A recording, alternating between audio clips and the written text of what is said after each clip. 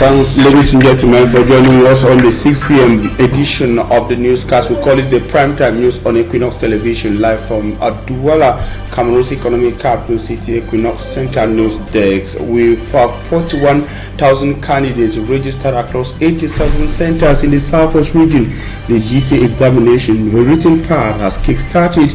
The governor, Bernard Okalia Bilai, says it was a 99.9% success in terms of effectiveness across his region. In this edition of the news, we shall be focusing on the report that is of the atrocities committed on the people of the northwest and southwest English-speaking regions of Cameroon. And an individual, he is from Bekura, that's in the Jan of the southwest region, says he had the revelation of what is the armed conflict claiming lives in the Anglophone regions now 7 years before the unfortunate incident.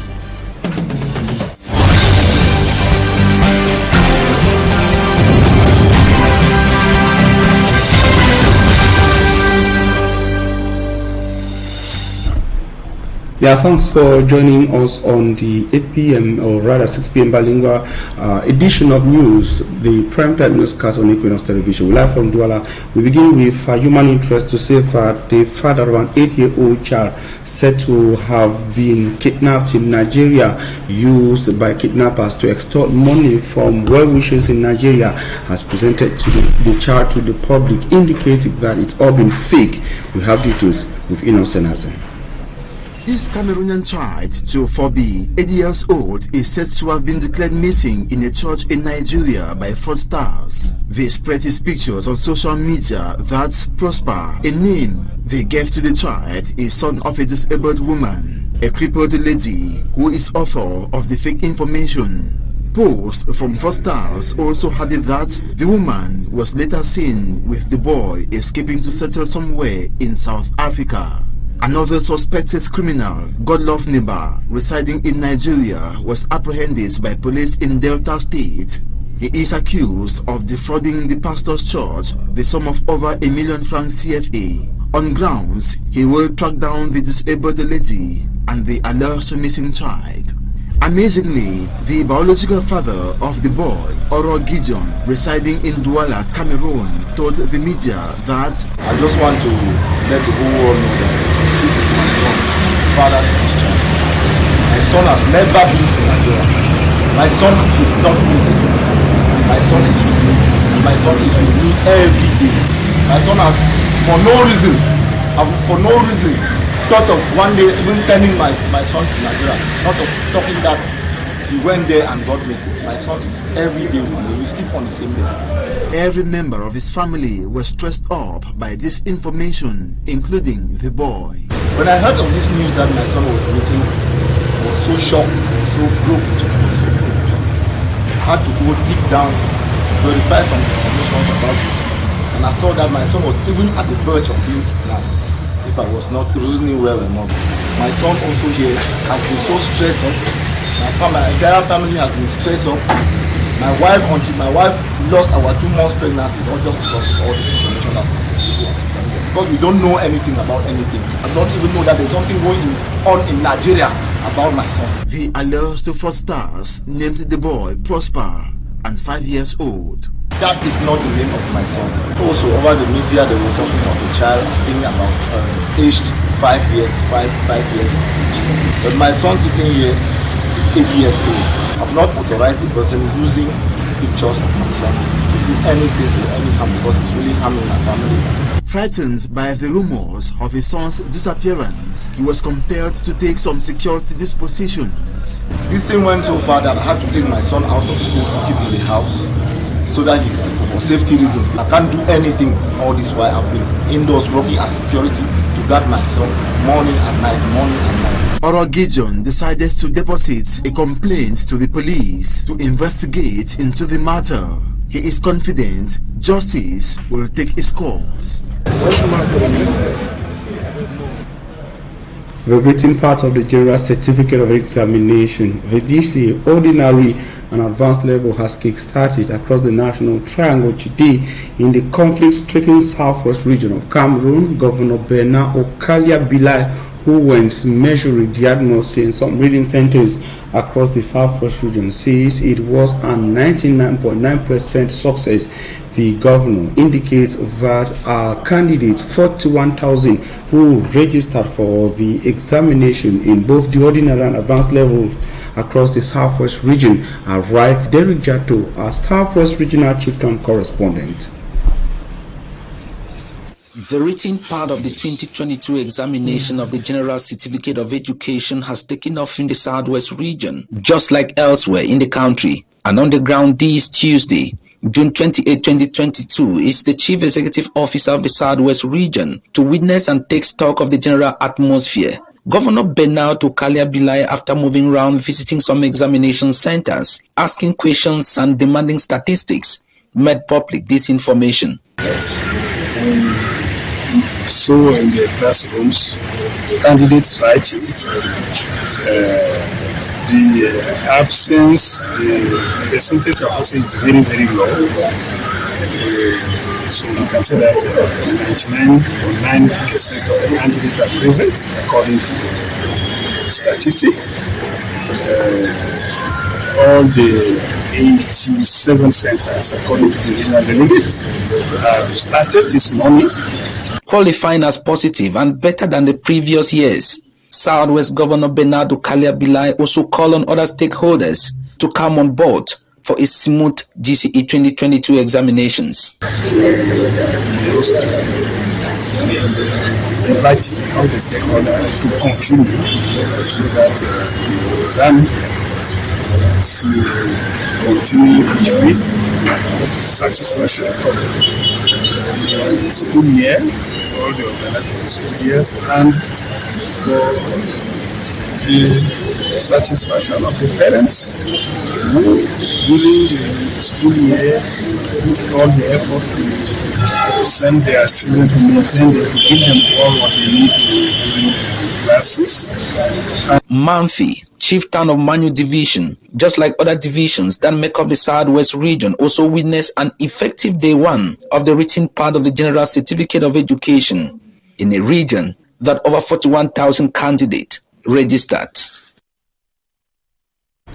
And the advent of the armed conflict, or call it the Anglophone crisis that metamorphosized into an armed conflict, marked an end to the era of dominance by the Northwest and Southwest English-speaking regions of Cameroon on registrations and the written parts of the GCE ordinary and advanced level, that is the General Certificate of Examination. Yes, most students fled conflict-stricken areas of the two English-speaking regions, went to the neighboring western littoral regions of Cameroon, where they've registered and began sitting for the examination. Since the crisis escalated from 2016, it's been a difficult period so far in the Northwest and Southwest English-speaking regions of Cameroon. Meanwhile, most schools saw students and candidates flooding in the English-speaking regions, or from the English-speaking regions to regions like the littoral that has since the crisis been registering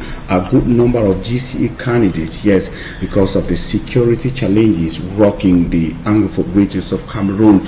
And in the littoral region, our reporter Lucy Essie witnessed the kickstart of the examination and says it was hitch-free, with thousands of candidates answering present in several examination centers across the littoral region. The case of the city of Douala is captured in our report. In the government bilingual high school of Daido, the exam started at exactly 7:30 a.m. with economics paper 1. Measures were effectively put in place to ensure a successful start of the examinations. As practical modalities to make the examination very effective in the center, we held preparatory meetings at different levels. This morning, we received the candidates. Their classrooms were set already, disinfected, and the benches were numbered so that they can effectively write in the classrooms without any hitches.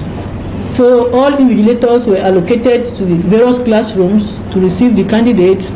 Meanwhile, on entering the gate, the candidates were searched and this in a bid to make sure that they don't come into the examination center with any pre-prepared material, and we don't suspect them for any fraud. In the government bilingual high school of Daido, 668 registered for the GCO and A levels, 657 were present, and 11 candidates were absent.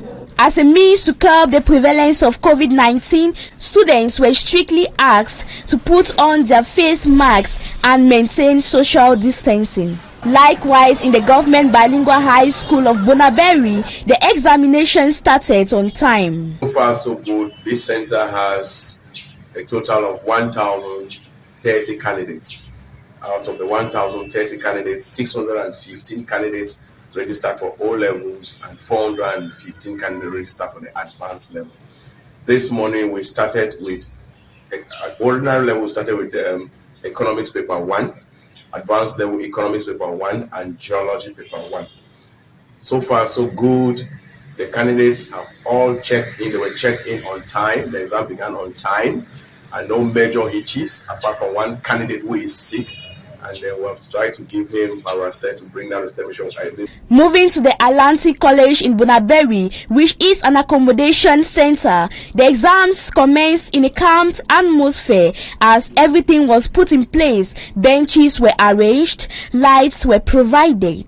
Students on their part had different experiences on the start of their first paper. I was very happy when I came here, since it's my first time writing the ordinary levels, and I was very excited when I saw my first paper.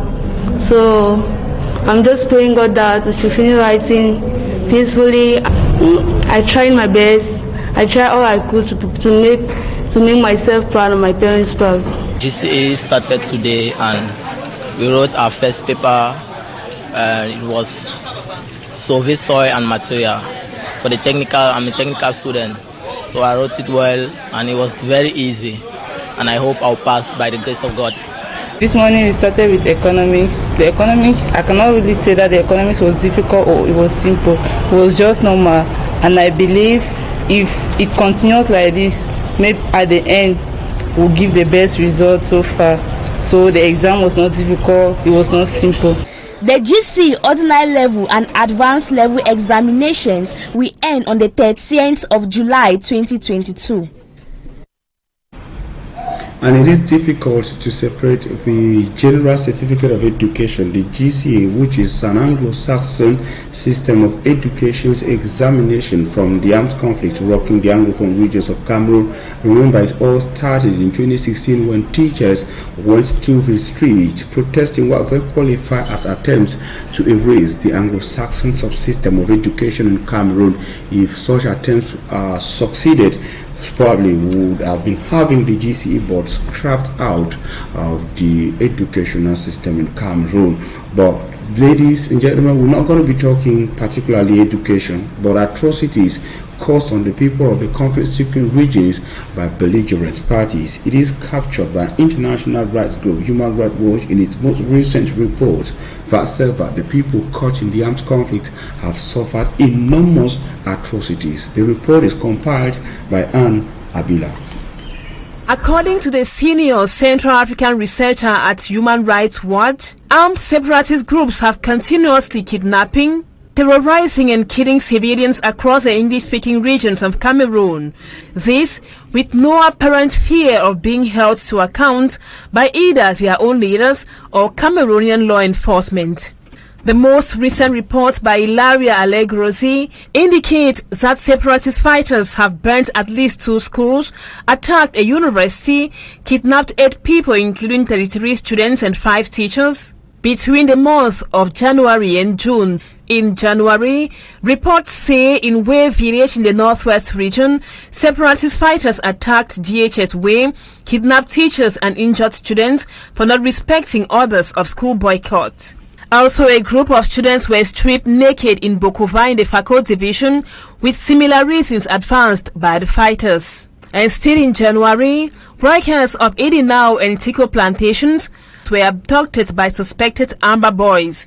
They were later released on January 25. In the months of February, March and April, several other atrocities were committed. These include Catholic seminarians who were kidnapped in Bachontai in the Manu division. The Catholic authorities say they were released the next day, while a nurse of the Cameroon Baptist Hospital was shot dead at the Mile 90 checkpoint in the northwest region, with his colleague, a medical doctor, wounded by separatists. The boys would later apologize to the CBC, saying it was a case of mistaken identity. Still on attacks on medical personnel and health institutions, the Mamfe District Hospital was also burnt down by alleged Amber fighters. Plus, the Queen of the Rosary College of Koyong, still in the same locality, which was attacked, and some dormitories razed to ashes. And in April, separatist fighters stormed the Bamile University campus and fired gunshots in the air, causing panic, which led to a stampede. 5 students were injured. The fighters say the university disrespected lockdown rules. Still in the northwest region, the senator for the SDF was kidnapped. Barrister Henry Kemende was later murdered in cold blood. Plus, the recent kidnap of CPDM Senator Regina Mundi. In the month of May, the body of Lukong Francis, a retired teacher of GBHS Jakiri, was found with traces of torture. Witnesses who spoke with Human Rights Watch say it was kidnapped by suspected separatists in retaliation for participating in May 20 celebrations in Bamenda.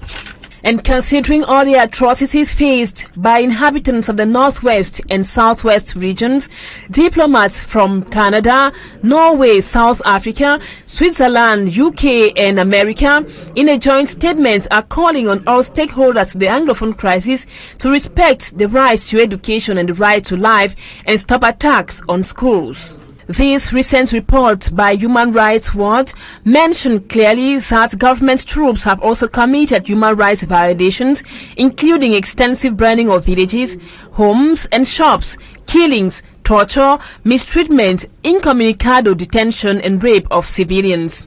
The human rights researcher says Cameroon's regional and international partners should intensify calls on the Cameroonian government for accountability and better protection of civilians. Ilaria Allegrosi adds that they should also impose targeted sanctions such as travel bans and asset freezes on separatist leaders who bear responsibility for committing abuses. And coming from Bekura in a Kondotiti of the Indian Division in the southwest region of Cameroon, a local publisher and Steve Christopher Alum, who has had first-hand suffering brought to locals by the armed conflict, says he saw it coming. He saw it coming 7 years ago, but he was not taken serious by stakeholders charged with taking his message further. He was ignored by Catholic priests he was assigned to contact in Bekura, but also in Mutengene, all in the southwest region of Cameroon. He saw the plagues and the challenges, the Anglophone crisis, the conflict, and also the COVID-19 coming 7 years ago.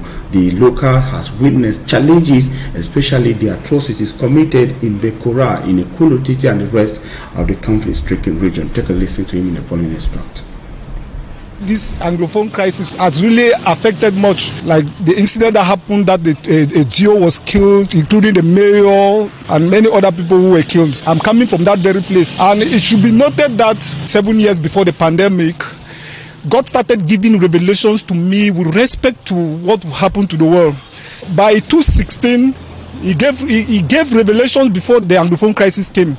Since the revelations were passing through me, I channeled them to the church. Since I knew it was God talking, I was channeling the revelations to the various parish priests that were in my parish. I usually run there each time that I have the revelation to inform the parish priests of what God has said with respect to the fact that something terrible was going to happen to the world. Nobody took me serious. Even before the Anglophone crisis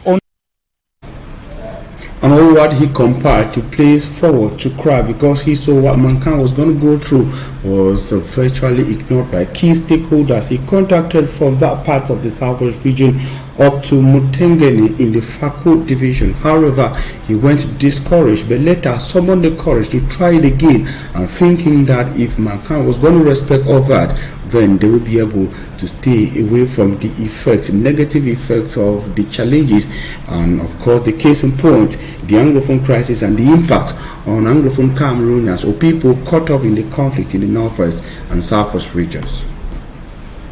And since the crisis became so serious, and I've been praying and asking him, he has been giving other revelations, and finally he asked me to write.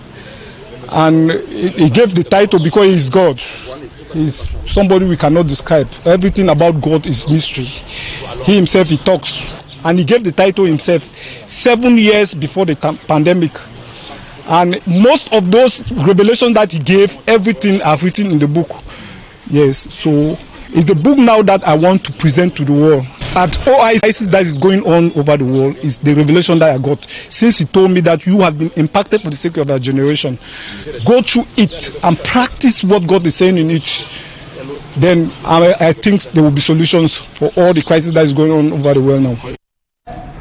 And with the current food crisis experienced by Cameroonians in several regions, farmers are strategizing to increase yields in order to save locals from the hike in the prices, which in most cases is caused by scarcity. No doubt, in the east region of Cameroon, farmers are asking on the collaboration of key stakeholders in the agricultural sector in order to help them increase their yields and also reduce the hike in the prices, especially in areas where the food is scarce. We have details with Immaculate Fogwe. The use of outdated technology, climate change and limited access to funds are some of the challenges faced by farmers in Oyong and Akadei, localities in the east region of Cameroon. La maîtrise de certaines Lots of farmers are not aware of new farming techniques that can enhance productivity. This definitely makes it hard for them to earn enough money. La gestion des revenus des exploitations. Difficulté à l'accès foncier. Access to land is another problem we are facing. This has resulted to civil conflict amongst farmers. These challenges were identified by the Agro-Pastoral Observatory Board in the East region. With the aim of addressing some of them, a program was organized by the Ministry of Livestock, Fisheries and Animal Industries alongside the Ministry of Agriculture and Rural Development. The farmers were drilled on new farming techniques that can help improve yields. They were also sensitized to focus on the cultivation of cassava and plantains, especially now when the price of wheat keeps increasing. The government of Cameroon is being accused of not doing enough to support the stakeholders and enterprises, small as well as major enterprises in the country, especially during the coronavirus pandemic period, when these enterprises and entrepreneurs needed the support of the government of Cameroon most. The declaration was made by Celestin Kawamba, who is president of the Cameroon Employers Association, commonly known in its French acronym as GICAM. He made the declaration during the 131st General Assembly of GICAM. The assembly is holding for the first time after the outbreak of the coronavirus pandemic. Anna Bila is the lady of that story. The Cameroon Employers Organization, though bouncing back after the health crisis which played down on businesses across the world, GICAM is still faced by certain challenges which are impeding the employers' cattle from standing firm, like was the case before COVID-19. During the ordinary General Assembly at its headquarters in Douala, GICAM Executive Director clearly stated that the organization is working on a deficit of 66 million francs CFA as per the mid-term report. Les freins, on va dire ça comme ça, les freins au développement des entreprises sont contenus. The setback for business development is contained in the Bible of Cameroon's economy. That's how we call it. Tax systems are not good. The judicial system not reassuring at all. So add to that an unresolved internal debt, you see a business environment which is not attractive. Que les investissements directs étrangers sont en baisse depuis un certain temps parce que justement l'environnement des affaires n'est pas attractif. Tout cela a été malheureusement aggravé par la crise inflationniste qui a eu lieu juste après la Covid. All that has been aggravated by inflation crisis that took place after COVID, and the war in Ukraine has poured it all. Purchasing power has drastically dropped. We can't do it on our own. That's why we see in our markets prices are very high and we don't even see the products to buy. Le pouvoir d'achat continue d'être en baisse de jour en jour. D'ailleurs, tout le monde peut le constater. Les prix grimpent au marché, c'est la flambée. Projects worth 642 million francs CFA were envisaged with 391 million realized. As she gives a rundown of GCAM's mid-year activities for the year, Aline Bono said GCAM has been having talks with the government on the promotion of distance working or working from home, plus reforming the labor code to favor women's entrepreneurship, promote small and medium-sized enterprises, and encourage youth leadership. Digitalizing GCAM activities and reinforcing communication with the press are also the Qatar's priority projects.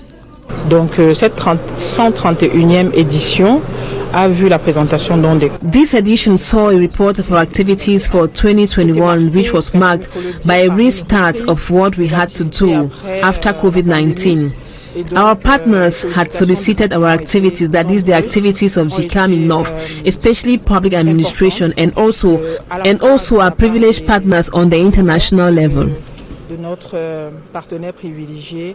While presiding over the General Assembly, the president of the Cameroon Employers Organization admitted that the tax system in Cameroon is less business-friendly, though GCAM now has 91 new members, 59 of them are small and medium-sized enterprises. Celestine Tawamba lamented that the conflict in the northwest, the southwest and the far north regions, plus the war in Ukraine have grievous effects on local businesses and the economy as a whole. He calls on the government through the Prime Minister to put more efforts in shouldering enterprises in the country at a moment when inflation could be spotted on the horizon.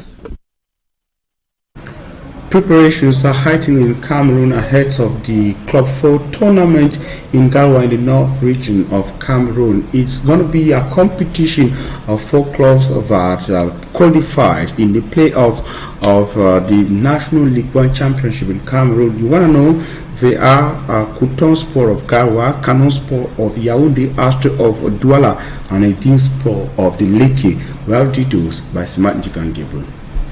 7-year-old Gabriel Haman is the unsung hero of Coton Sport of Garoua this football season.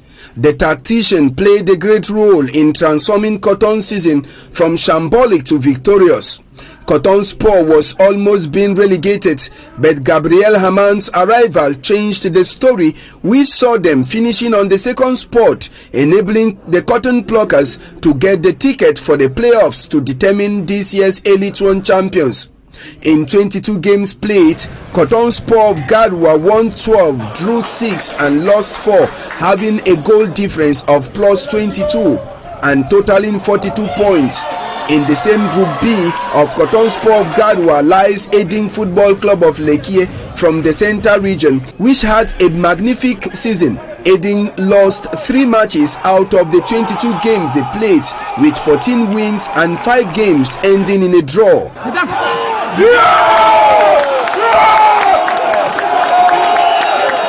In Group A, Astre Football Club of Douala finished first with 51 points. In 24 games played, the Brazilian of Bipanda won 15 games, drew 6 and lost 3 matches.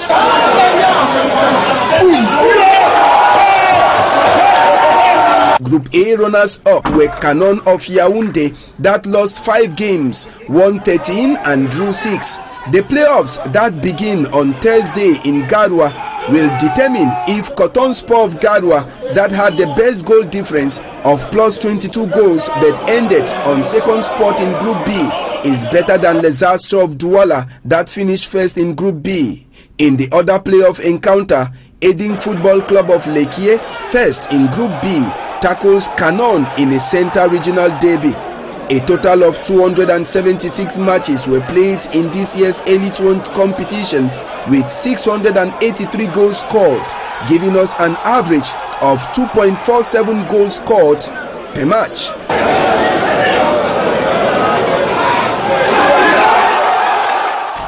sports with Smanjik and Gabriel, bringing us to the end of the first segment of news. We're going to be having talking points, and on today's talking points, we'll be talking the Social Democratic Front, the SDF opposition political party in Cameroon. Stay with us after the transition.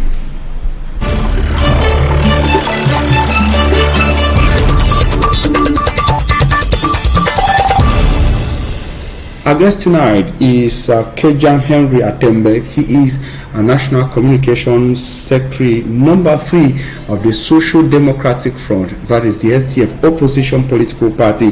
Henry Kejang, thanks for accepting our invitation.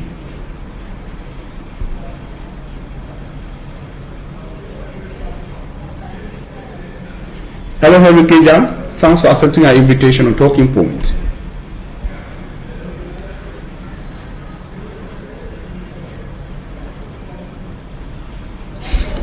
Yes, we will be talking the Social Democratic Front. Your political party, the SDF, has been on the news since the cabinet shake-off by the Social Democratic Front's national chairman, Nijon Fundi, appointing officials. And shortly after that, we had people, first starting with the former Secretary General of the opposition party, indicating that he was grateful but not interested in the position given to him by the chairman of the party, and most recently having Barrister Agbobala turning down the position into the strategic shadow cabinet's judicial wing. What do we understand from that? And first thing, is the SDF going to rise from the fall?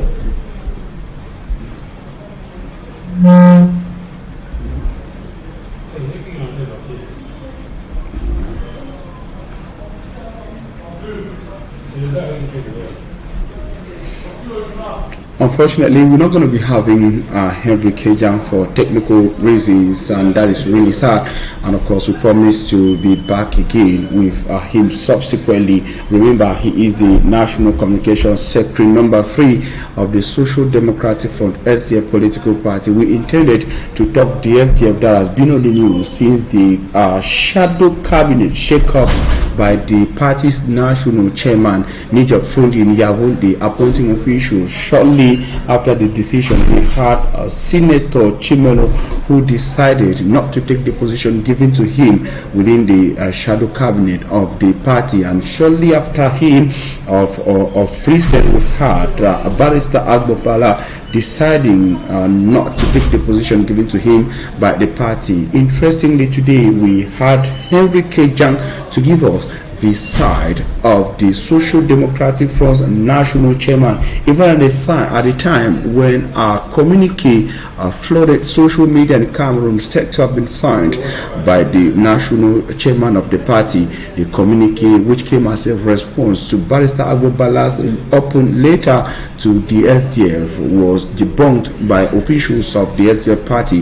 They said it was a fake document and not signed by Nijon Fundi. Henry Kejang was going to tell us just why Agbobala accepted or accepted not and later denied the position within the SDF political party, and what's been happening within the party that most people do not understand. We promise that we're going to be having it subsequently in other editions of the news on Equinoxe television. Sadly, ladies and gentlemen, we urge you to stay in the company of very interesting programs on Equinoxe. Coming up after this is Equinoxe with Juval Fongwa, and at 8 p.m. you shall be having a full newscast in English language, rather in the French language, with Julien Bedbisa. Myself, I'm going to be back here tomorrow at 6 p.m.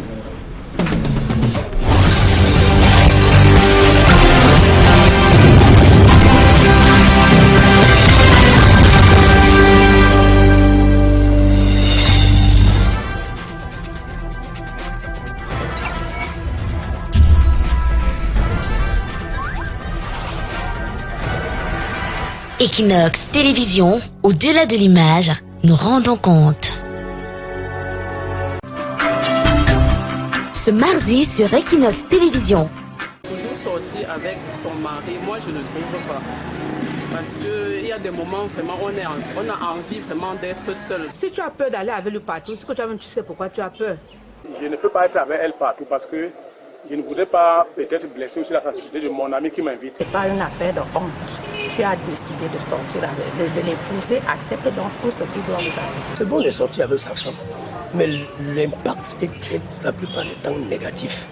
Parce que pour connaître son homme, il faut connaître son tempérament. Plus tu marches avec lui, plus tu le découvres, plus tu connais, tu sais le maîtriser à la maison. Pour moi, ce n'est pas nécessaire d'aller partout avec son mari. Répondre à une invitation d'un ami sans que je ne sois accompagné de mon épouse, moi je trouve ça tout à fait normal. On connaît là où on peut amener madame et là où on ne peut pas amener madame pour qu'elle ne soit pas mal à l'aise quelque part. Ça nous épargne des tentations parce que lorsque tu sors seul, il y a des femmes là-bas dehors qui font tout pour attraper les maris des gens. On va parler de nos histoires et autres, donc du coup la présence de ma femme n'est pas nécessaire. 7 conseils pour se protéger contre le nouveau coronavirus. 1. Lavez-vous régulièrement les mains à l'eau et au savon ou à l'aide d'un gel hydroalcoolique. 2. Vous ressentez l'envie de tousser ou d'éternuer? Faites-le dans un mouchoir ou dans le creux de votre coude, puis lavez-vous les mains. 3. Restez à au moins 1 mètre de distance